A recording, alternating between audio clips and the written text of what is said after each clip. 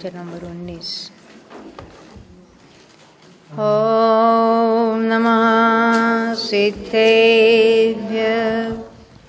ओम नमः सिद्धेभ्यः। ओम नमः सिद्धेभ्यः।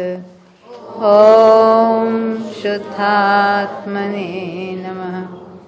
नमो अरिहन्ताणं नमो सिद्धाणं नमो आयर्याणं नमो वशायाणं नमो लोये सव्वसाहुणं मोक्षमार्गस्य नेतारं भेत्तारं कर्मभूवृतां ज्ञातारं विश्वतत्त्वानां वंदे तद्गुणलब्धये। तत्वार सूत्र का जो 8वां सूत्र है, उस सूत्र के जो विषय है सत, संख्या, क्षेत्र, स्पर्शन, काल, अंतर, भाव और अल्पभूत्व, उसकी अपनी यहाँ चर्चा चल रही है। पहले जो सत प्ररूपणा है, उसमें हमने सामान्य से सत प्ररूपणा क्या देखी कि जो 14 अलग अलग गुणस्थान है, वो प्रत्येक का नाम लेकर सामान्य से मिथ्या दृष्टि जीव है, ये हो गई सत प्ररूपणा। सामान्य से सासाधन सम्य दृष्टि जीव है, इस तरह से 14 ही गुणस्थान वाले जीव है, ऐसा कथन किया तो उसकी सामान्य से सत प्ररूपणा हुई। विशेष से सत प्ररूपणा में हमने क्या देखा, वहाँ मार्गणाओं की बात उठाई। 14 जो मार्गणाएं हैं, उस एक एक मार्गणा में कौन कौन से गुणस्थान हैं, उसकी वहाँ चर्चा हुई। हम तो पहले केवल कर्णान योग की जो पुस्तकें हैं, उसमें हमने केवल मार्गणाओं के नाम देखे थे। 20 प्ररूपणाओं में हमने मार्गणाएं सीखी थी, परंतु यहाँ मार्गणाओं को गुणस्थान, उसको उसके अंदर गुणस्थानों को लगाना है। इतना पहले क्यों कहा, क्योंकि आगे वाले जो अनुयोग द्वार है, अधिकार है, तो जब हम मार्गणा और मार्गणाओं में गुणस्थान समझेंगे तो उसमें फिर उनका क्षेत्र कितना है, पहले उनकी संख्या बताएंगे, फिर उनका क्षेत्र कितना है, स्पर्शन कितना है, और फिर आगे अंतर, काल, अंतर वगैरह की बातें होगी। तो पहले हमने सत की सामान्य प्ररूपणा देखी, सत की विशेष प्ररूपणा देखी, उसके बाद उसकी संख्या देखी। संख्या अधिकार का दूसरा नाम क्या है, द्रव्य प्रमाणानुगम। उसमें प्रत्येक गुणस्थान वालों की संख्या देखी हमने अलग अलग, और उसमें कैसे कैसे उसका वर्णन करते हैं। हमने ये बात देखी थी जब मिथ्या दृष्टि या अन्य किसी गुणस्थान की बात उठाई थी, तो वहाँ कहते हैं कि उसका वर्णन द्रव्य से होता है। संख्या का जो कथन है, द्रव्य से संख्या बताना है, नहीं एग्जैक्ट संख्या बता देना, वो संख्यात है या असंख्यात है या अनंत है। असंख्यात है तो कौन सा वाला असंख्यात है, कहीं पल्ले के असंख्यात भाग वाला कहेंगे, कहीं जगत श्रेणी को कहेंगे, कहीं जगत प्रतर को कहेंगे, तो उसकी संख्या उसमें बताई जाती है। तो ये हो गया द्रव्य से कथन हुआ। द्रव्य से फिर काल से कथन करते हैं, नहीं क्या, उसको समयों में गिनते हैं। बताने हैं संख्या, पण कहेंगे समय, नहीं समझे। जैसे अभी हम वो असंख्यात की बात छोड़ते हैं, हमें बताना यहाँ कितने लोग आए हैं, ये ट्रस्टी लोगों को मालूम है कितने आए, हमको नहीं मालूम है ना। मान लेते हैं ना 200-300 जो कोई लोग आए हैं, और उसको हमको संख्या में बताना तो हम डायरेक्ट बता देते हैं। अब हम कोई समयों का यूनिट बना लेते हैं, जैसे सेकंड है ना, तो सेकंड है तो 1 मिनट में सेकंड कितने हैं, 60, और फिर 3 मिनट में कितने हुए, हाँ 180, और 5 मिनट में 300। तो हम कहेंगे 5 मिनट इतने लोग आए हैं। एक काल में कैसे गिनती करना है उसकी बात है। तो जहाँ मिथ्या दृष्टि कितने हैं तो अनंत है, तो कितने अनंत है तो अनंत अनंत वो बात बताई ने, उत्सर्पिणी अवसर्पिणी उसके द्वारा वो अपहृत नहीं होते। यानी यहाँ रखो उसको एक संख्या को और दूसरी बाजू रखो वो मिथ्या दृष्टियों को, और उसमें से एक एक बात करते जाओ, तो वो मिथ्या दृष्टि की संख्या समाप्त होगी, परंतु वहाँ उनकी संख्या नहीं समाप्त होगी। इस तरह उसको कहेंगे। तो यह हो गई काल की बात। क्षेत्र में बताना है तो कैसे बताएंगे, क्योंकि असंख्यातों को बताना है तो वहाँ जगत श्रेणी का एक माप बनाया। जगत श्रेणी यानी 7 राजू। 7 राजू कहने से उसमें प्रदेशों को गिनना है। हमने देखा अंगुल का जो अंगुल इतना सा है और उसके असंख्यात भाग में इतने प्रदेश है, उन प्रदेशों को समयों में गिनेंगे, यानी उतने ही प्रदेश के बदले उतने ही समय कहेंगे, तो कितने होते हैं मालूम है नीलेश भाई, याद है? हाँ, अंगुल का असंख्यात भाग, अंगुल यानी जिसको सूच्यंगुल कहते हैं, उसका अर्थ होता है एक सिंगल लाइन में प्रदेशों की जो लाइन हम ड्रॉ करेंगे, कितनी है बड़ी, एवड़ी है, इतनी बड़ी है, उसका असंख्यात भाग जो हमको दिखेगा भी नहीं आंखों से।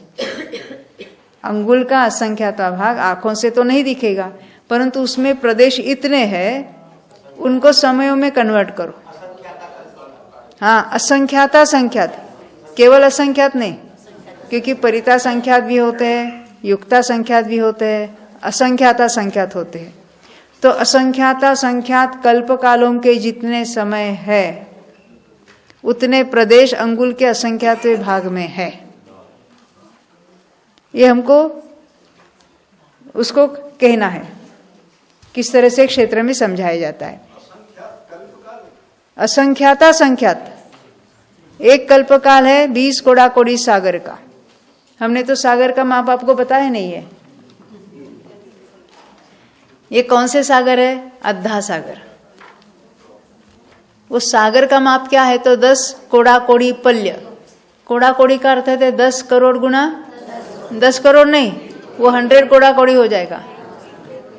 10 करोड़ मल्टीप्लाइड बाय 1 करोड़, उसको कहेंगे 10 कोड़ा कोड़ी। और आगे क्या यूनिट क्या है? सागर। 10 कोड़ा कोड़ी पल्यों का एक सागर। ये बात ख्याल में आई? तो पल्ले किसको कहना? पल्ले यानी गड्ढा। वो गड्ढे का क्या करना उसको देखते हैं। पल्ले भी 3 प्रकार के और उससे बने हुए सागर भी 3 प्रकार के हो गए। तो पल्य जो व्यवहार पल्य, पहले जो पल्य का नाम क्या है? व्यवहार पल्य।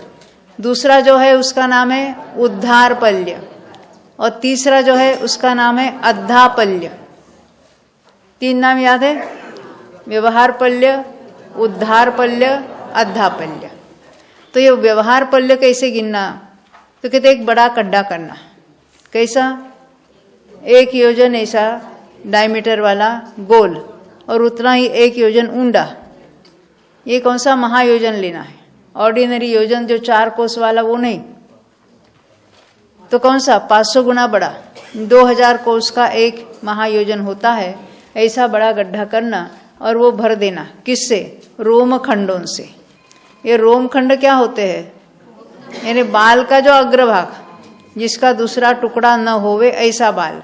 ये हमारा यहाँ का कर्मभूमि का बाल नहीं लेना है।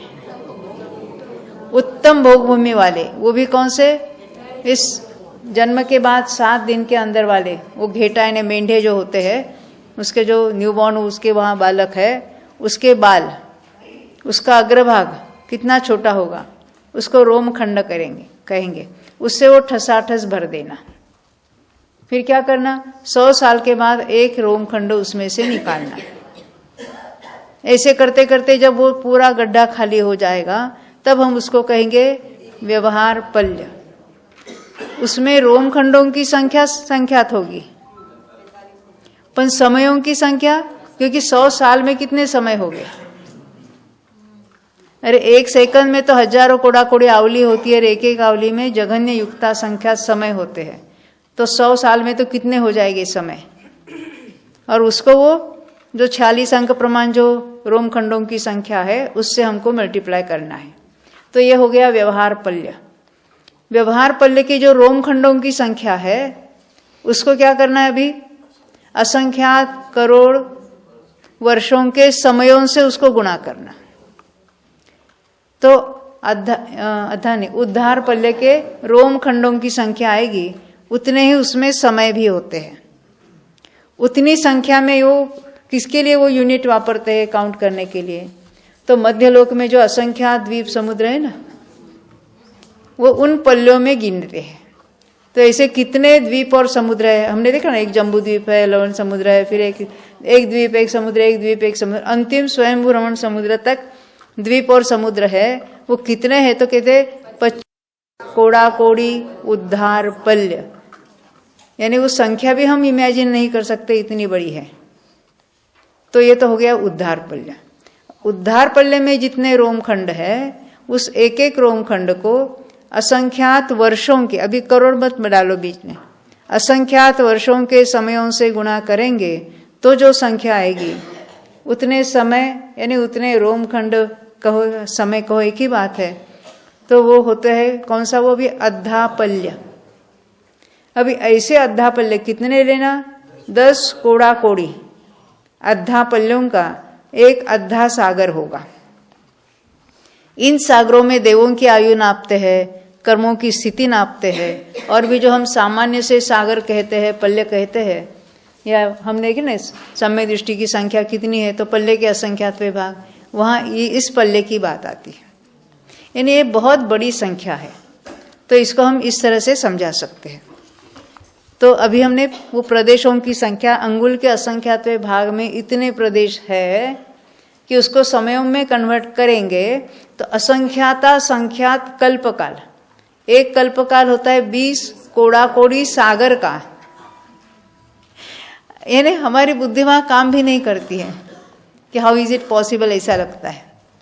और हमको मालूम नहीं, ये मिनिमम जो असंख्यात है ना जीव कांड में, उसका वर्णन है, वो भी अगर पढ़ने जाते हैं, समझने जाते हैं, तो इतना बेचैन होते हैं कि ऐसा लगता है करणान योग छोड़कर भाग जाए। सबसे पहले हमने जब पढ़ना शुरू किया था जीव कांड, क्योंकि द्रव्यान योग के सभी ग्रंथ हो चुके थे तब तक, क्योंकि 75 से हम गुरुदेव के संपर्क में आए और तभी से हमारा अभ्यास चलता रहा, शिविरों को अटेंड करते रहे। 92 में रिटायरमेंट के बाद तो रोज के 8.5 घंटे हम दोनों मिलकर तो पढ़ाई करते ही करते थे। 8-8 दिन में तो हमारे बड़े बड़े शास्त्र भी हो जाते थे। फिर ये हम जयपुर शिविर में गए, वहां से सम्यक ज्ञान चंद्रिका लाई, जीवकांड, कर्मकांड, लब्धि सार सब लेके आए, मेरे लिए एक, उनके लिए एक। और वो फिर पढ़ना चालू किया और वहां तक आकर रुके। कहाँ? वो 4 कुंड करना वो सरसों से भरने देना वगैरह वगैरह। तो इतनी कठिन बात है कि वो समझते समझते फिर पंडित जी साहब ने कहे बस अभी अपना द्रव्यान योग अच्छा है, इसके पीछे नहीं जाएंगे। परंतु मैंने हट करके कहा नहीं, हम पढ़ेंगे। फिर आगे पढ़ते गए, फिर जीवकांड, कर्मकांड, लब्धिसार सब भी हो गए। हमारे यहाँ स्वाध्याय आते उनको भी पढ़ाया। पहले तो हम ढूंढारी में से पढ़ते थे, ढूंढारी में से सारे गणित वगैरह पढ़े। संदृष्टि अधिकार भी हमें मिले, वो ब्रह्मचारी विमलाबेन के यहाँ उन्होंने सीखे थे कहीं जाकर, उसको लाकर उसके जिरोक्स करके हमारे यहाँ जितने आते हैं वो हम पढ़ते गए। सब 22 सेट्स बनाए थे। तो इस तरह से हम पढ़ते गए। तो बाद में फिर हिंदी हुआ, सब उसका अभ्यास करने लगे। तो यानी ये जब हम पढ़ते हैं ना, शुरुआत में ऐसा लगता है कि नहीं चाहिए, हम ये नहीं चाहिए, पर जब समझते जाओ और जब समझ में आने लगता है तो गजब का काम हो जाता है। यानी यहाँ इसको कहेंगे, ये ज्ञान की कहो, तत्व ज्ञान की निर्मलता बहुत बढ़ती जाती है। अब गुरुदेव ने जो बातें बताई है ना, ये द्रव्यान योग तो सर्वतोपरि है ही है, और इनको समझने से वो बातें उसके साथ बिल्कुल दृढ़ हो जाती है।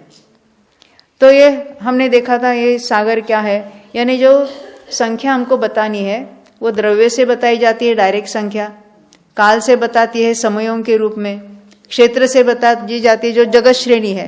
तो एक जगत श्रेणी लेंगे तो उसका अर्थ क्या है? 7 राज्यों में जितने प्रदेश है उतनी संख्या। अब नारकियों की बात करते तो कितने हैं? तो असंख्यात जगत श्रेणियां, यानी एक जगत श्रेणी, दूसरी जगत श्रेणी, तीसरी जगत श्रेणी, उसको मल्टीप्लाई करो आप, तो उतने उसमें जितने प्रदेश हो गए उतने नारकी है। दूसरी पद्धति से करना है तो जगत प्रतर का असंख्यात्वा भाग है, ऐसा कहेंगे हम। उसमें भी जो हीनाधिक संख्या है उसकी चर्चा आती है, हमें उसमें अभी नहीं जाना है। क्षेत्र से संख्या बताना, उसका अर्थ समझना है हमको। फिर क्या है? भाव से। भाव से यानी इसको जो ज्ञान जानता है तो उसके अविभाग प्रतिच्छेदों की अपेक्षा भाव से संख्या बताई जाती है। तो वो हमने विस्तार से देखा था, संख्या अधिकार को भी देखा। फिर क्षेत्र तो हमने कल दोबारा विस्तार से पूरी रिवीजन कर दी है, और स्पर्शन भी हमने देखा था, फिर भी जल्दी में जल्दी उसको हम दोहरा कर आगे बढ़ते हैं। कल हमने शुरुआत की थी और गति मार्गणा में भी देखा था, 200 पृष्ठ पर आए थे हम। देखो, बारंबार इसको दोहराने का प्रयोजन यही है कि एक बार सुनने से एक तो विषय नया है, समझने में बहुत कठिन लगता है, और बार बार सुनने से फिर थोड़ा उसमें से भाषित हो जाता है। अभी हम इंद्रियानुवाद से देखेंगे। स्पर्शन की बात है यहाँ। क्षेत्र में वर्तमान को देखते हैं, और स्पर्शन में वो कहाँ रहते हैं उसको कहेंगे स्वस्थान। फिर मारणांतिक की बात भी कहेंगे, और उपपाद की भी बात आ जाएगी, विहार की भी बात उसमें आ जाती है, क्योंकि उसमें अतीत काल की अपेक्षा है। वर्तमान में भले वो देव हो या नारकी हो, जो कोई असंख्यात है, परंतु अनादि से जब हम विचार करते हैं तो कोई ना कोई जीव कहीं ना कहीं वो विहार करके आया है, कहीं ना कहीं मारणांतिक करके आया है, तो वो पूरी एरिया कवर हो जाती है त्रसनाली की। तो वो कहाँ तक जाते हैं उस अपेक्षा से वो 8/14 है, 9/14 है, जो कुछ बात बताते हैं उसकी चर्चा अभी हम दोबारा यहाँ करके फिर आगे बढ़ेंगे। देखो, इंद्रियानुवाद से यानी इंद्रिय मार्गणा की अपेक्षा से एक इंद्रिय जीव, ये तो आसान है, कहाँ रहते हैं? तो पूरे लोक में रहते, पूरे लोक में है, तो मारणांतिक हो, उपपाद हो, वो पूरा लोक में हो। यहाँ तो विहार का कोई सवाल नहीं है। विकलेंद्रिय यानी द्विंद्रिय, तीन्द्रिय, चतुरेंद्रिय कर्म भूमि में रहते हैं, वो तो लोक का असंख्यातवा भाग है। और मारणांतिक समुद्घात की अपेक्षा सर्वलोक का क्षेत्र है। क्यों? क्योंकि वो विकलेंद्रिय मरकर एकेंद्रियों में उत्पन्न हो सकते हैं, सूक्ष्म एकेंद्रियों में, और लोकाकाश के किसी भी प्रदेश पर उत्पन्न हो सकते हैं। तो अतीत काल की अपेक्षा वो पूरा लोक सिद्ध हो जाता है, कवर हो जाता है। उसमें मारणांतिक की भी बात करो या उपपाद की भी बात करो, सूक्ष्म एकेंद्रिय से जो उसमें उत्पन्न होते हैं उनसे भी पूरा लोक ये कवर हो जाता है। पंचेंद्रिय में मिथ्यात्वी जीव, अभी पंचेंद्रिय रहते कहाँ है? लोक के असंख्यात्वे भाग में।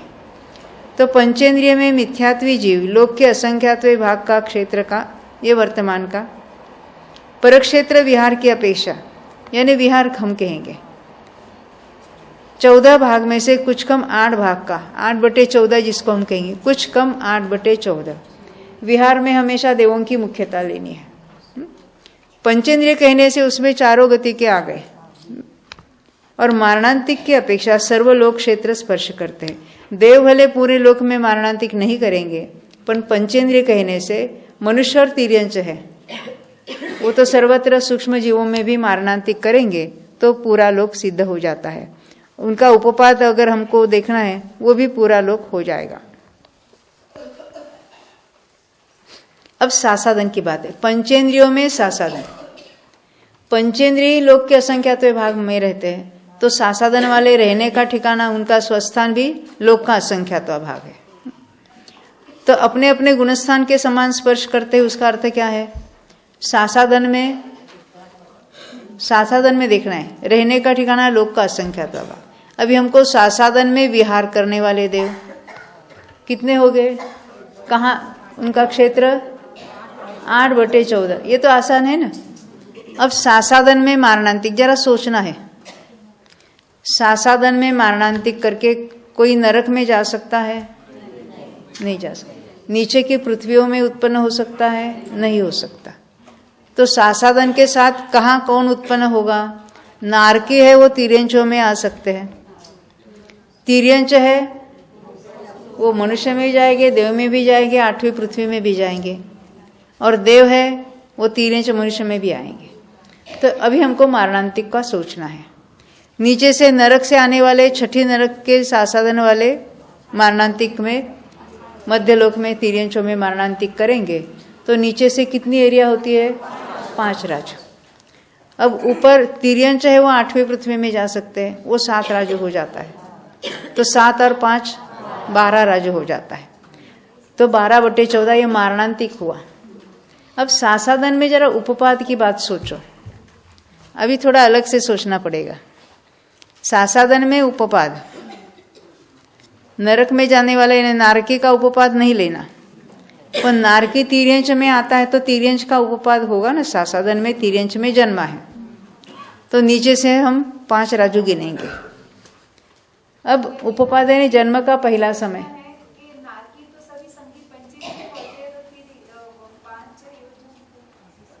क्या कह रहे?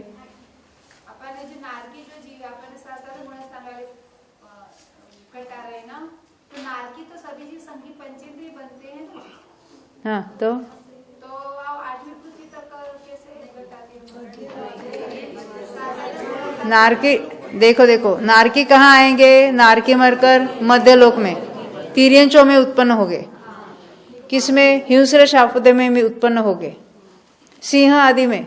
हाँ, फिर अभी दो के जो कुछ तिर्यंच है या देव भी है वो कहाँ तक मारणांतिक करेंगे? एक केंद्रीय में 7 राजू।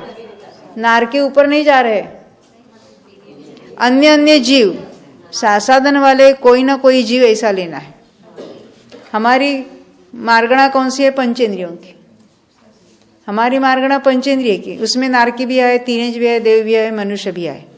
मनुष्य को हम इसलिए गौण करते हैं कि उनकी संख्या बहुत अल्प और उसकी अभी 7वें नरक में जाने, 7वें पृथ्वी में, 8वें पृथ्वी में जाने वाले उनकी एरिया बढ़ेगी। उसका कारण मैं बताती हूँ, परंतु मुख्यतः तिर्यंचों की लेना है। यहाँ पर देवों की भी ले सकते हैं। तो देव कहाँ तक मारणांतिक करेंगे? सासादन में। यहाँ मध्यभूमि मध्यलोक तक तो आ ही सकते हैं, परंतु वो तिर्यंच में यानी एकेंद्रीय में 8वीं पृथ्वी में मारणांतिक करेंगे। तो उनकी एरिया कितनी होगी? 7 राजू ना। मध्यलोक से वहां जाने वाले तिर्यंच हो गए, देव हो गए, मनुष्य हो गए, 7 राजू तो वो घटित हो जाएगी। तो वो 7 और नीचे से 5, इसलिए मारणांतिक में 12/14 देखा हमने। अभी हमको उपपाद में सोचना है। उपपाद में वो 7 ले सकते ऊपर के 7। जन्म के समय में वहां सासादन नहीं है। 8वीं पृथ्वी वाले को जन्म के समय सासादन नहीं है, इसलिए उपपाद में ऊपर हम 7 नहीं ले सकते।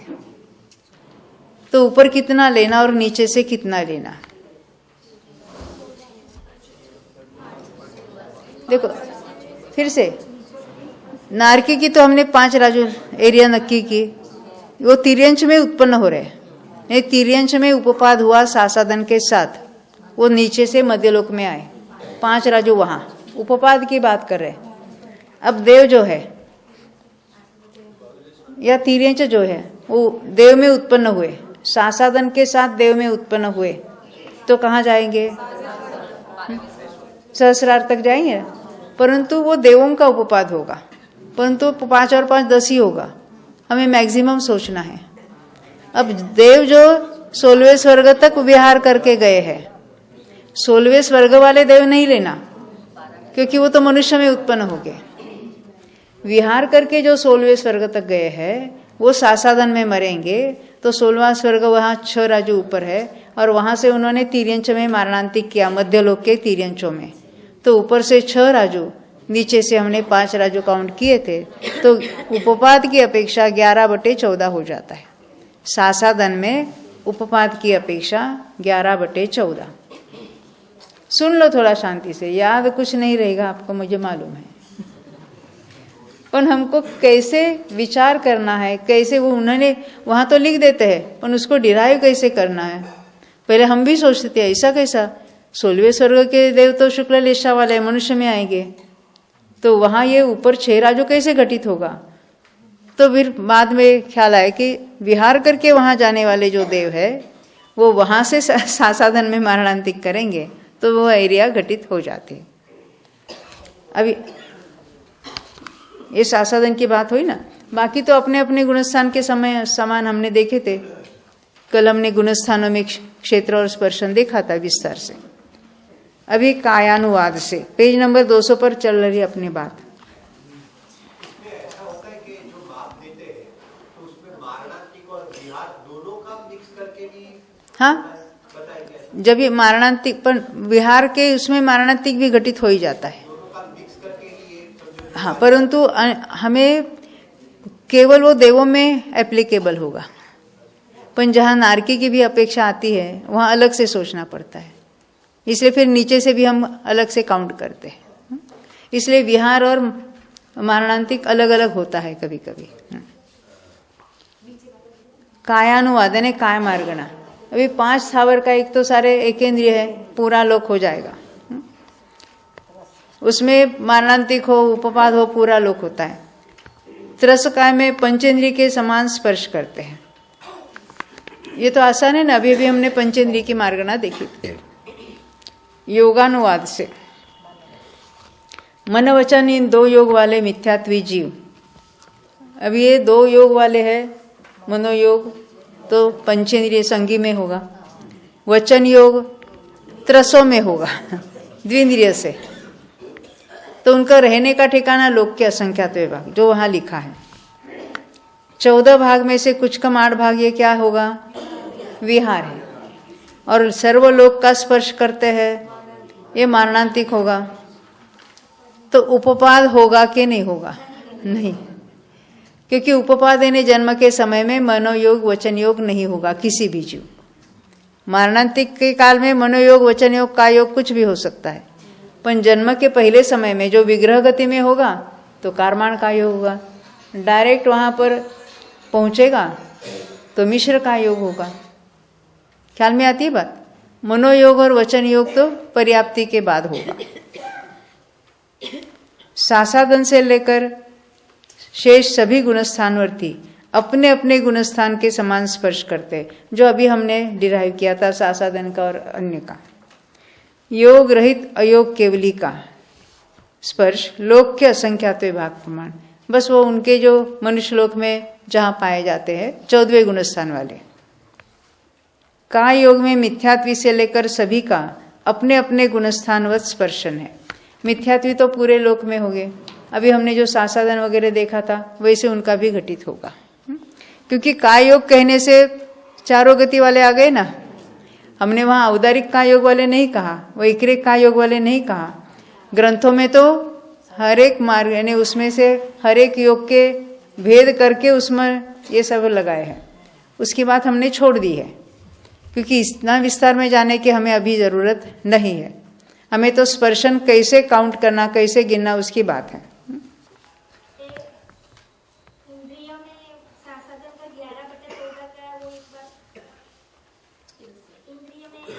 इंद्रियानुवाद में पंचेंद्रियों में 11/14 उपपाद का पता है। देखो, नीचे से ऊपर आने वाले नारकी तिर्यंचों में उत्पन्न होने वाले 5 राजू, और ऊपर यानी देव जो विहार करके 16वें स्वर्ग तक गए हैं, और वहां से उन्होंने मध्यलोक में तिर्यंचों में उपपाद किया जन्मे, यानी तिर्यंचों में ही जन्मने वाले हैं, ऊपर से आने वाले और नीचे से आने वाले। ये 11/14 हो जाता है उपपाद का क्षेत्र। योगानुयोग में हमने देखा, योगानुवाद में। अब वेद की बात करेंगे। वेदानुवाद यानी वेद मार्गणा की अपेक्षा से, क्योंकि वेद मार्गणा की अपेक्षा से कोई स्त्री वेदी है, कोई पुरुष वेदी है, कोई नपुंसक वेदी है और कोई अपगत वेदी है। तो कहते स्त्री और पुरुष वेदी मिथ्यात्वी जीव। जब हम स्त्री वेदी और पुरुष वेदी कहते हैं तो पंचेंद्रिय की बात चल रही है। लोक के असंख्यात विभाग में उनका रहने का ठिकाना, 14 भाग में से कुछ कम 9 भाग का। अब 9 भाग कैसे लिए? अगर विहार करेंगे तो 8/14 होगा, और मारणांतिक करेंगे तो 9/14। एक देवों की अपेक्षा अधिक घटित होती है ना। फिर से देखो, स्त्री वेदी और पुरुष वेदी है, तो स्त्री वेदी पुरुष वेदी है तो नारकियों को अभी गिनना नहीं उनमें। इन्हें नारकी कहा मारणांतिक करते थे हमने, नीचे से उसको नहीं गिनना है। तो ये पंचेंद्रिय जीव है ना। तो विहार के काल में क्या होगा? देवी हो या देव हो, यानी स्त्री वेदी में देवी की मुख्यता है। 8/14 उनका विहार का काल होगा। अब 9/14 कैसे होगा उनमें? स्त्री वेदी में 9/14 कैसे होगा? नीचे तीसरे नरक तक गए हैं और ऊपर एकेंद्रिय में मारणांतिक करते हैं, तो नीचे 2 राजू, ऊपर 7 राजू। कल किसी ने पूछा था ना, देवी भी जा सकती है क्या नरक में? इसे ये इसमें यहाँ सिद्ध हुआ। अब कहाँ लिखा है देवी नरक में जाती है? ऐसा नहीं लिखते, ये ऐसा पढ़ना पड़ता है। यानी कौन से मार्गणा में कौन से विषय में ये बातें आती है ना, वहां से ये बातें सिद्ध हो जाती हैं। और सर्वलोक का स्पर्श करते। सर्वलोक क्यों कहा? क्योंकि स्त्री वेदी तो तिर्यंश में भी है, मनुष्य में भी है, वो मरकर सूक्ष्म एकेंद्र में भी जा सकते हैं, इसलिए वहां सर्वलोक हो जाएगा। देवी की अपेक्षा सर्वलोक नहीं होगा, परंतु तिर्यंश मनुष्यनी जो है उनकी अपेक्षा से सर्वलोक होगा मारणांतिक के काल में। मिथ्यात्व की बात चल रही है। सासादन सम्यक्त्वी जीव लोक के असंख्यात्व भाग का 14 भाग में से कुछ कम 8, ये क्या है? विहार। और 9 भाग का स्पर्शन करते हैं। यहां भी मारणांतिक करते हैं, एकेंद्रिय में मारणांतिक करते तो ऊपर 7 राजू हो गया और नीचे गए हैं 2 राजू विहार करके, तो 9/14 होता है। ये समझ में आती है बात? मिश्र से लेकर अनिवृत्तिकरण पर्यंत जीव अपने अपने गुणस्थानवत स्पर्श करते हैं। ये तो हमने देखा था कि मिश्र वाले तो अपने अपने स्वस्थान में ही हो गए, लोक का असंख्यात्व भाग। सम्यक दृष्टि में अभी स्त्री वेदी है, सम्यक दृष्टि है, तो स्त्री वेदी सम्यक दृष्टि में हमको कैसा सोचना है? चौथे गुणस्थान वाले। तो तिर्यंच स्त्री वेदी कहां तक जाएगी? देवों में उत्पन्न होगी ना, पंचम गुणस्थान वर्ती हो तो 16वें स्वर्ग तक जाएगी। कितना ऊपर गई? 6 राजू, तो 6/14 हो जाएगा मारणांतिक में। और देवियां आएगी यहाँ, कहाँ आएगी? मनुष्य में आएगी। परंतु उनके विहार के काल में अगर वो आती है तो विहार की एरिया वो घटित हो जाएगी 8/14। ख्याल में आती बात? तो स्त्री में उपपाद में कौन से गुणस्थान हो गए? हाँ, क्या कहते? पहला सासादन वाला,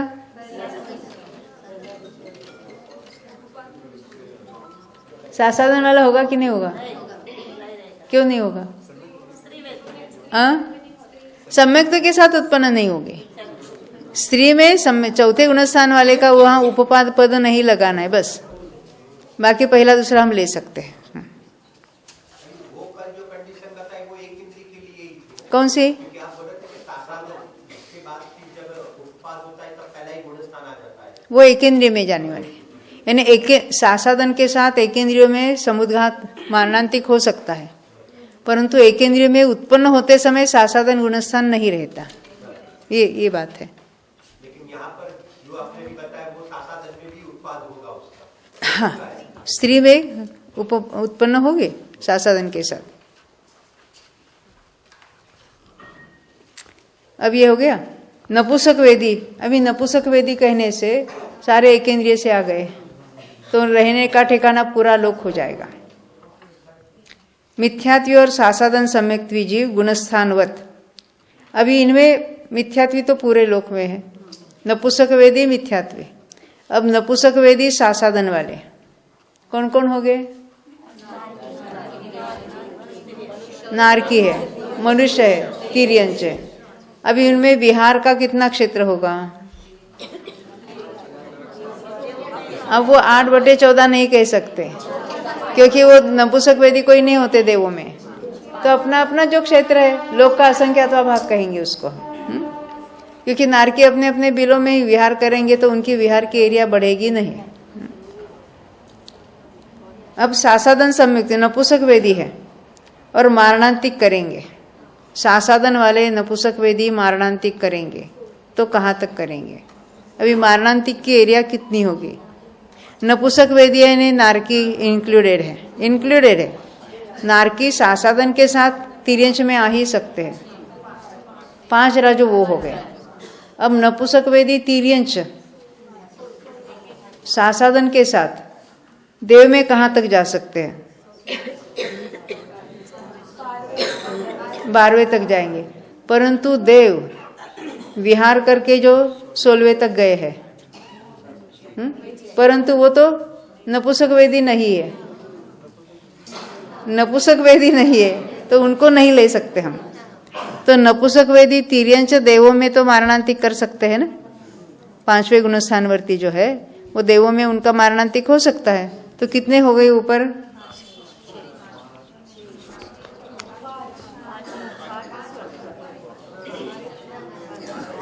देवों में छोड़ो, अब नपुसक वेदी तिर्यंच है, वो एकेंद्रिय में मारणांतिक करेंगे कि नहीं? कौन सी? 8वीं पृथ्वी में। तब कितने हो गए? देवों में करेंगे तो 5 और एकेंद्रिय में करेंगे तो 7। हमको जो मैक्सिमम है उसको गिनना है। जो हमने सामान्य से सासादन वालों का देखा था, नीचे से 5 और मध्य लोक से वहां पर 7। ख्याल में आई बात? करने वाले कौन है? नपुसक वेदी है। नपुसक वेदी यानी 6ठे नरक के नारकी तिर्यंच में आएंगे सासादन के साथ, नीचे से 5 राजू। और मध्य लोक के तिर्यंच नपुसक वेदी है, वो ऊपर मारणांतिक करेंगे सासादन के साथ, तो 8वीं पृथ्वी तक यानी 7 राजू। 7 और 5 मिलकर 12 हो गए। हमने देवों की बात सोची, परंतु वो एरिया तो इसमें कवर हो जाती है 7 में, इसलिए उसको अलग से नहीं कहेंगे। हमें तो मैक्सिमम पॉसिबिलिटी देखनी है। कोई नहीं जाता है उसकी बात नहीं है, उस डिस्टेंस के अंदर अंदर जहां कोई जाते हैं वो उसके अंदर सब आ गए। तो इस तरह से हमने ये नपुसक वेद में देखा था। अब नपुसक वेद में ही हम, जैसे पहले भी हमने उपपाद देखा था, ऐसे सासादन के साथ उपपाद देखना है। नपुसक वेद में जन्मना है। हाँ? नरक से सासादन के साथ आया, पण तिर्यंच में उत्पन्न हुआ। तिर्यंच में उत्पन्न हुआ ना उपपाद में, तो नपुसक वेदी में उत्पन्न हो सकता है कि नहीं हो सकता?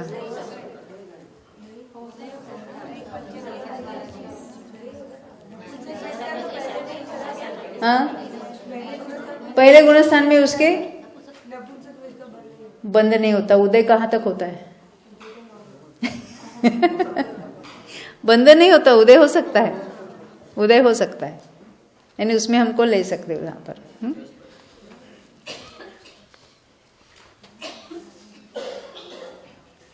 हाँ देखो, अभी हम आगे बढ़ते हैं।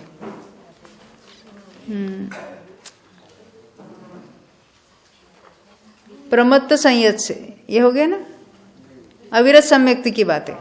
अविरत सम्यक्ति और देशव्रति कौन है? ये नपुसक वेदी चल रहे हैं। अविरत सम्यक्ति 4थे गुणस्थान वाले अगर नारकी लेते हैं तो मनुष्य लोक में से इन्हें उनकी एरिया कम हो जाती है। तो अभी नपुसक वेदी 4थे गुणस्थान वाले और 5वें गुणस्थान वाले तिर्यंच उनको लेना पड़ेगा। लोक का असंख्यात भाग उनका रहने का ठिकाना। मारणांतिक की अपेक्षा 14 भाग में से कुछ कम 6 भाग। क्यों?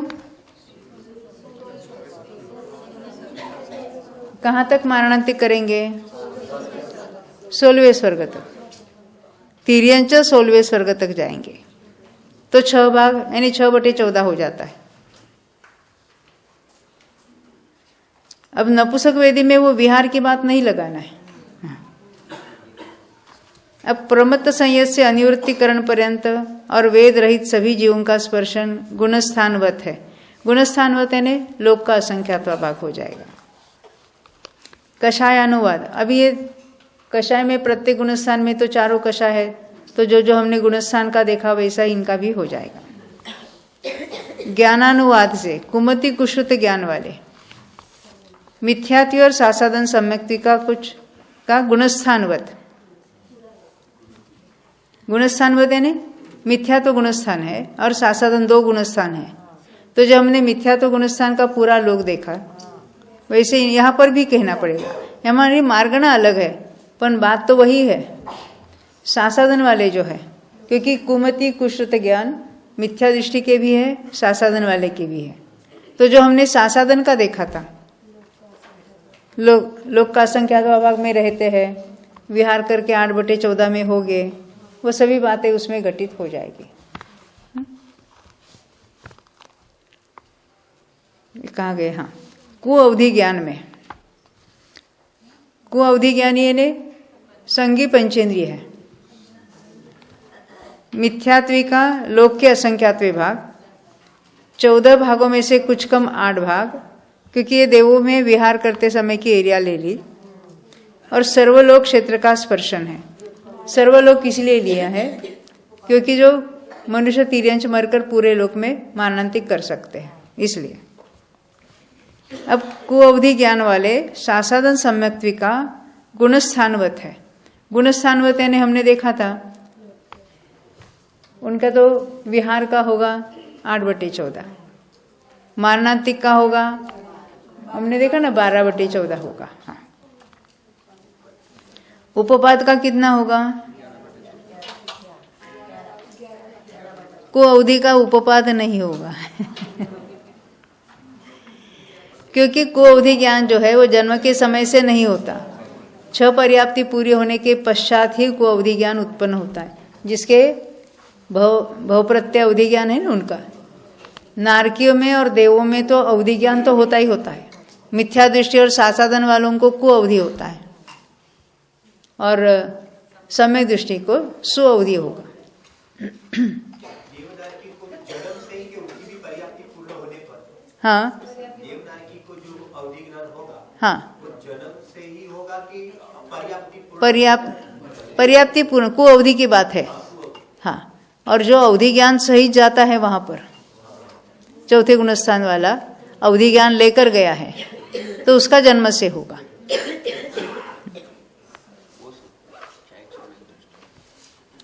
क्षयिक समय दृष्टि को जन्म से ही होगा।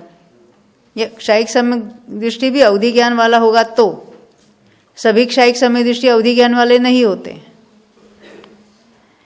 क्षयिक सम्यक तो अलग बात है और अवधि ज्ञान बात अलग है। जैसे श्रेणी चढ़ने वाले क्षयिक समय दृष्टि न, क्षपक श्रेणी चढ़ने वाले तो सभी अवधि ज्ञानी वाले होते हैं नहीं, किसी किसी को होता है।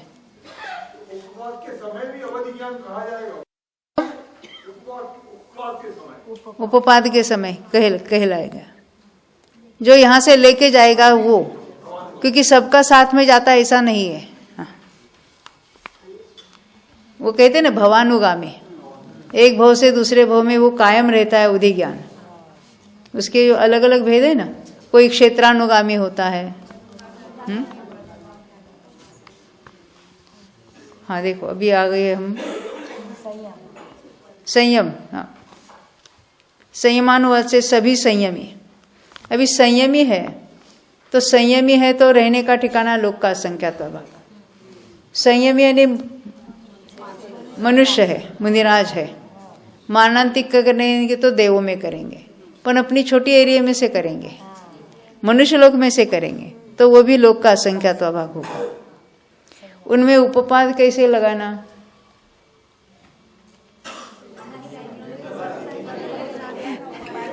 जन्म के प्रथम समय में कोई संयम के साथ जन्मेगा क्या? नहीं, ना संयमी होगा ना संयमी होगा।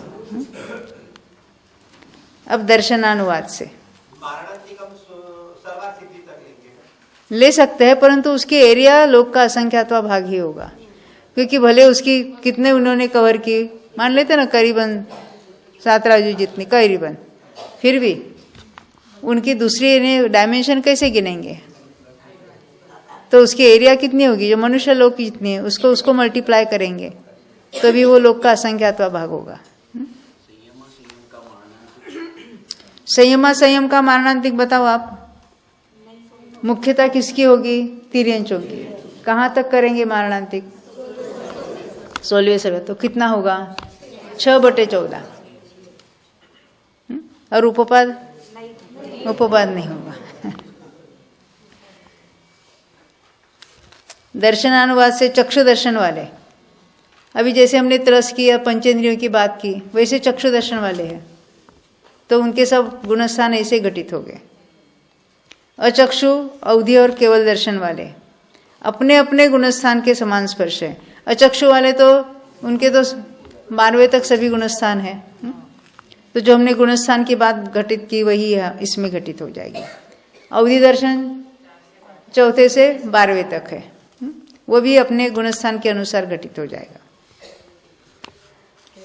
लेशानुवाद, 3 अशुभ लेशा वाले मिथ्या दृष्टि जीव, अब एकेंद्रियों के 3 अशुभ लेशा ही है, वो सर्वलोक है। अब 3 अशुभ लेशा वाले मिथ्या दृष्टि जो है उनमें विहार कैसा लेना, अब यहाँ देव तो नहीं ले सकते, वो सारे शुभ लेशा वाले हैं। नारकी अपने अपने बिलों में उनका यानी विहार के एरिया लोक का असंख्यातवा भाग होगा, उसको अलग से हम बताएंगे भी नहीं। मारणांतिक पूरा रहने का ठिकाना ही पूरा लोक है, मारणांतिक भी पूरा लोक होगा, उपपाद भी पूरा लोक होगा। अशुभ लेशा वाले वो सारे एकेंद्रिय फिर मरकर एकेंद्रिय भी हो रहे हैं, तो अशुभ लेशा में ही उनका उपपाद होगा, वो भी पूरा लोक में होगा। अब अशुभ लेशा वाले सासाधन समय दृष्टि जो लोक के असंख्यात भाग क्षेत्र का स्पर्श करते उनके रहने का ठिकाना, क्योंकि सासाधन वाले है तो पंचेंद्रिय है।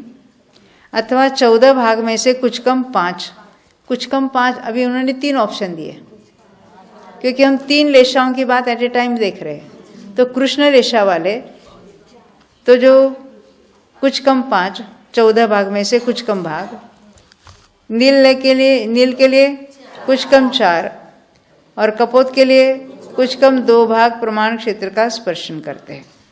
कैसा करते हैं? सासाधन के साथ मारणांतिक किया है ना, तो सासाधन के साथ उपपाद कैसे लगाएंगे? हाँ, कृष्ण नील कपोत में लाना है। क्या कह रहे? कृष्ण लेशा की बात करते हैं। उपपाद मैंने जन्म के समय उनको कृष्ण लेशा चाहिए, तो कैसे ले सकते हैं? हाँ,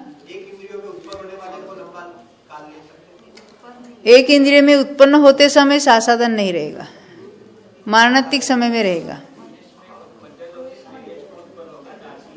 नारकी जीव सासाधन वाला नारकी तिर्यंचों में उत्पन्न होगा तो तिर्यंच कहलाएगा उपपाद के समय। सासाधन वाला तिर्यंच है वो, बराबर है। तो नीचे से 5 राजू और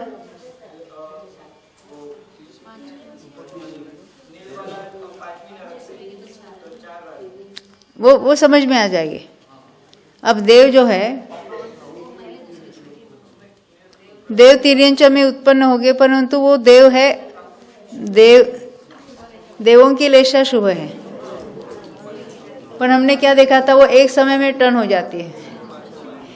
देव थे, कोई पीत लेशा वाले देव है, पद्म लेशा वाले हैं, और वो सासाधन में उनका मरण हो रहा है। विहार करके गए हैं 16वें स्वर्ग तक, और उसमें सासाधन में है और सासाधन में मर गया, तो सासाधन के साथ ही तिर्यंच में उपपाद हुआ। पहले मारणांतिक किया था, हम मान लेते हैं, और उनके सासाधन है, अभी तिर्यंच में उपपाद हुआ, तो ऊपर से कितने हो गए? क्योंकि उपपाद होते ही पीत या पद्म में से वो अशुभ लेशा रूप हो जाते हैं, तो हम उसको ऊपर से भी ले सकते हैं। इस तरह से नील वाले को और कपोत वाले को भी नीचे की एरिया कम हो जाएगी, ऊपर से उतना ही ले सकते हैं। देखो, मिश्र अविरत सम्यक त्रिजीव कौन से वाले? 3 अशुभ लेशा वाले सम्यक दृष्टि की बात है। लोक के असंख्यातवें भाग क्षेत्र का स्पर्श करते हैं। यहाँ बाकी चर्चा नहीं की, क्यों? क्योंकि नारकी है, कृष्ण नील कपोत वाले सम्यक्त्व के साथ मनुष्य में आते हैं, तो मनुष्य के एरिया में पहले आके फिर ऊपर चढ़ते हैं, इसलिए उनका वो नीचे का ज़्यादा क्षेत्र हम नहीं कवर सकते।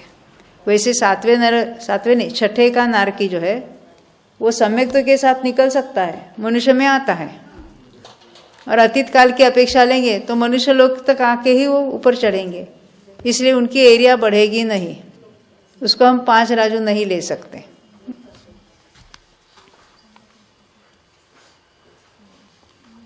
पीतलेशा वाले ने भी पंचेंद्रिय है, संगी पंचेंद्रिय लेना।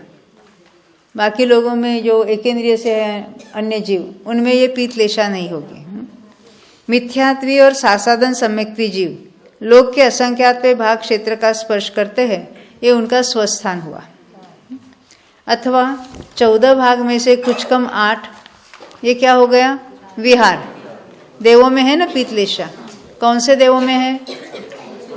भौनत्रिक और सौधर्म ईशान, इनकी लेशा पीतलेशा है। 9 भाग प्रमाण क्षेत्र का। 9 भाग कैसे होगा? मारणांतिक, नीचे वो गए हैं विहार करके, 2 राजू नीचे तक गए तीसरे नरक में, और वहां से मारणांतिक कहाँ तक हो सकता है? 8वीं पृथ्वी में, तो 9/14 हो जाता है। अब पीतलेशा में उपपाद कैसे घटित करेंगे? मिथ्यात्वी जीव है,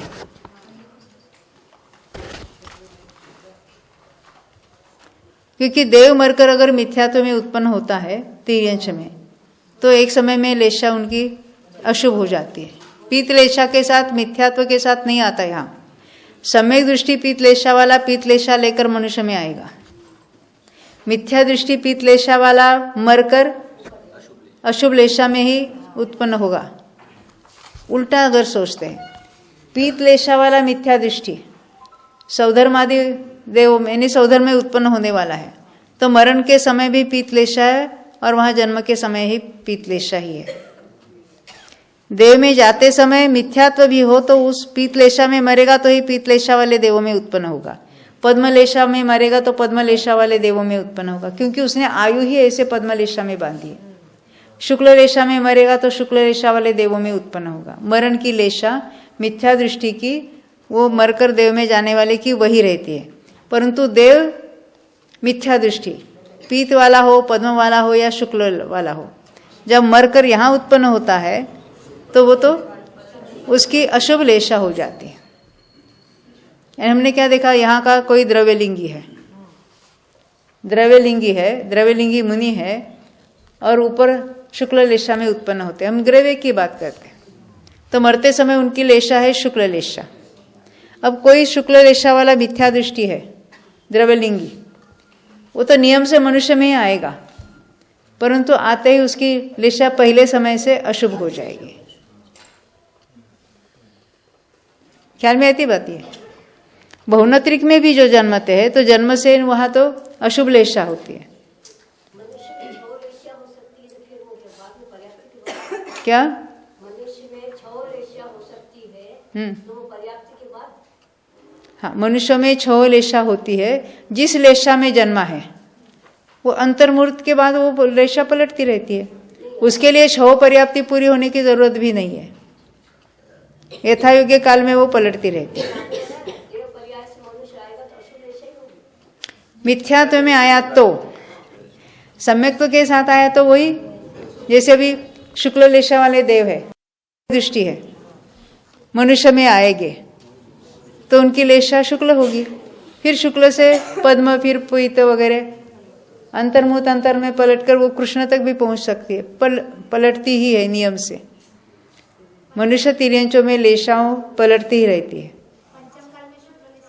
पंचम काल में शुक्ल लेशा हो सकती है। शुक्ल लेशा होने में कोई विरोध नहीं है। पंचम काल के मिथ्या दृष्टि को शुक्ल लेशा हो सकती है, पर पंचम काल का द्रव्यलिंगी उधर तक नहीं जाएगा। इधर क्यों नहीं जाएगा?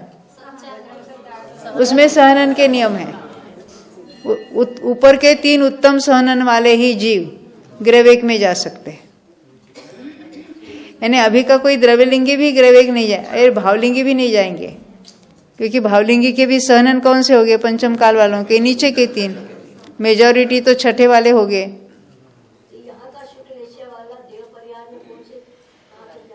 क्या?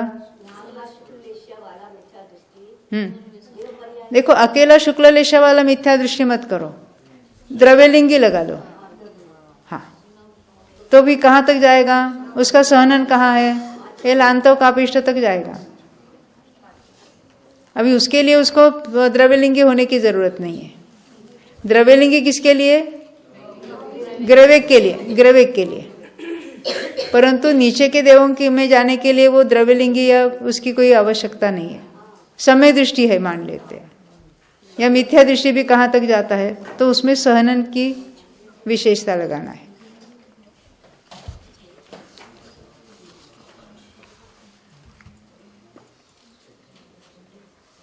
हाँ देखिए, अभी इसको समाप्त कर लेते हैं, है ना, क्योंकि अभी हमको काल के अंदर जाना है ना।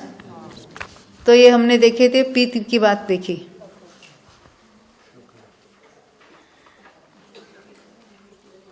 पद्मलेशा वाले, पेज नंबर 201। मिथ्यात्वी से लेकर असंयत सम्यक दृष्टि पर्यंत जीव लोक के असंख्यात्वे भाग, उनका रहने का ठिकाना 14 भाग में से कुछ कम 8 भाग। ये पद्मलेशा वाले जो देव है, सनत कुमार महेंद्र से लेकर ऊपर शतार सहस्रार तक के, बिहार की अपेक्षा से 8/14 भाग। देश संयमी लोक के असंख्यात्वे भाग या 14 भाग में से कुछ कम 5 भाग का स्पर्श करते हैं। तो देश संयमी को, परंतु लेशा कौन सी है? पद्मलेशा। तिर्यंच 5वें गुणस्थानवर्ती कौन से? 16वें स्वर्ग तक जा, सम्यक दृष्टि की बात है। देश संयमी है ना, 16वें तक जा सकते हैं, परंतु कंडीशन क्या अपने? पद्मलेशा वाले। पद्मलेशा वाले कहाँ तक होते हैं? सहस्रार तक। और उसकी एरिया कितनी है? 5 राजू, इसलिए 5/14 कहा।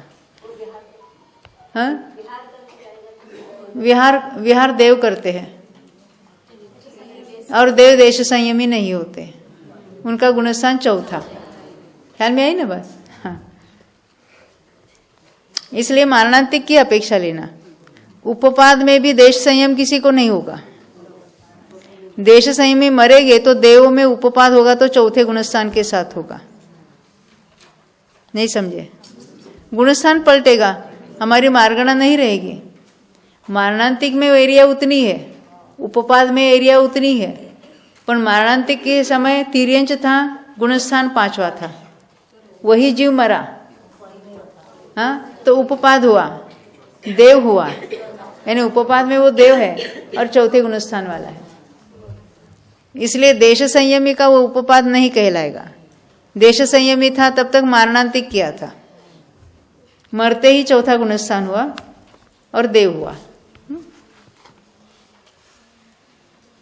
शुक्ल लेशा वाले में मिथ्या दृष्टि से लेकर देश संयमी पर्यंत जीव लोक के असंख्यात्वे भाग, ये रहने का, या 14 भाग में से कुछ कम 6 भाग क्षेत्र का स्पर्श करते हैं।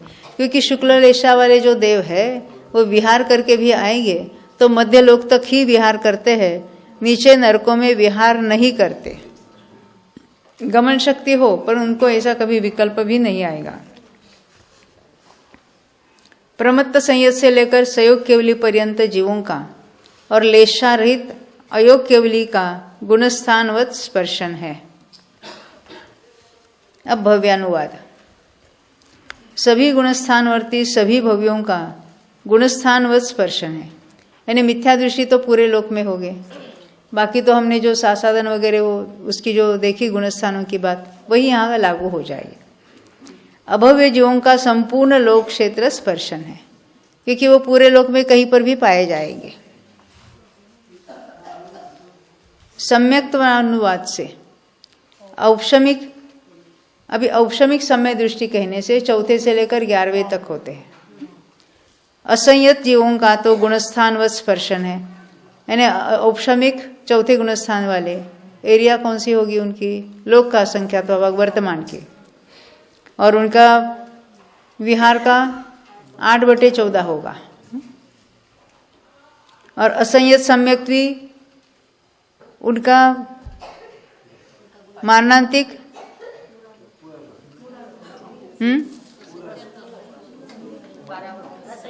सम्यक दृष्टि है, 4थे गुणस्थानवर्ती सम्यक दृष्टि है।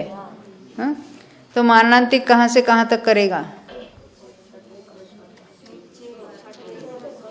प्रथमोपशम सम्यक्त्व में तो कोई मरण नहीं है, मारणांतिक नहीं है। हाँ, द्वितीयोपशम करेगा तो मुनिराज है, तो अपने क्षेत्र से ऊपर चढ़ेंगे, देवों में जाएंगे, तो लोक का असंख्यात्व भाग होगा। तो जो इसमें बताए वही उनके लिए होगा, अलग से कुछ नहीं कहेंगे। परंतु देव जो है वो विहार के काल में हो सकता है उपशमिक समय दृष्टि, तो उनकी विहार के एरिया हम कह सकते हैं। देश संयमी से लेकर उपशांत मोहि पर्यंत जीव लोक के असंख्यात भाग क्षेत्र का ही स्पर्श करते हैं। ये समझ में आई बात?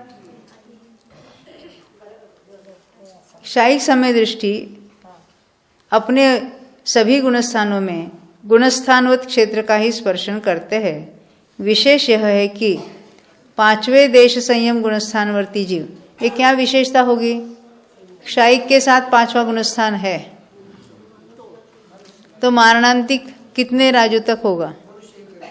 मनुष्य ही है। तिर्यंच में एक शायिक समय दृष्टि होते, पर वो उनका गुणस्थान चौथा है, जो मनुष्य से भोग भूमि में उत्पन्न हुए हैं एक शायिक के साथ। तो वहां शायिक में किसी को पांचवा गुणस्थान नहीं होता, मनुष्य छोड़कर अन्य को। तो मनुष्य जाएंगे तो अपनी एरिया से जाएंगे, तो लोक का असंख्यात्व भाग होगा, ये कहना चाहते हैं। अब जैसे देवों में हमने देखा चौथे गुणस्थान वाले औपशमिक वाले, वो विहार के काल में करेंगे, और विहार के काल में मारणांतिक करेंगे तो वहां पर भी उनकी वो एरिया घटित हो जाएगी, परंतु पांचवे से ऊपर वो नहीं होगा। क्षाउपशमिक समय दृष्टि मिश्र सासाधन समय दृष्टि और मिथ्यात्वी जीवों का गुणस्थानवत स्पर्शन है। जैसे क्षाउपशम समय दृष्टि के गुणस्थान 4, 5, 6, 7, तो जो गुणस्थानों का बताया वही उनमें घटित हो जाएगा। संगी मार्गणा उन्होंने यहाँ लिखी नहीं है, परंतु हमने देखा ना संगी कहाँ रहता है? लोक के असंख्यात भाग में। और संगी में गुणस्थान कौन से है? 1 से 12। तो जो गुणस्थानों का कथन होगा वो सब उसमें लागू होगा अपने अपने। असंगी का गुणस्थान पहला ही, और वो पूरे लोक में पाए जाते हैं। आहारनुवाद से आहारक पहले गुणस्थान से कहाँ तक होते हैं? 13वें तक आहारक है, तो 12वें तक जीवों का गुणस्थान व स्पर्शन है। संयोग केवली का अलग से बताया। संयोग केवली का कैसा होगा? 3 ऑप्शन हो गए कि आहारक में आहारक में 3 ऑप्शन नहीं है, क्योंकि वो जो 3 ऑप्शन बताए प्रतर के और लोक पुरण के 2, वो तो अनाहारक वालों के होंगे। आहारक वालों के तो स्वस्थान केवली है, लोक का असंख्यात्व भाग ही होगा। हो गया, टाइम पास ऊपर हो गया। चलो यहीं रुकते हैं, ये आहार की बात बाद में करेंगे अभी थोड़ी देर के बाद। बोलो 2400 भगवान की जय।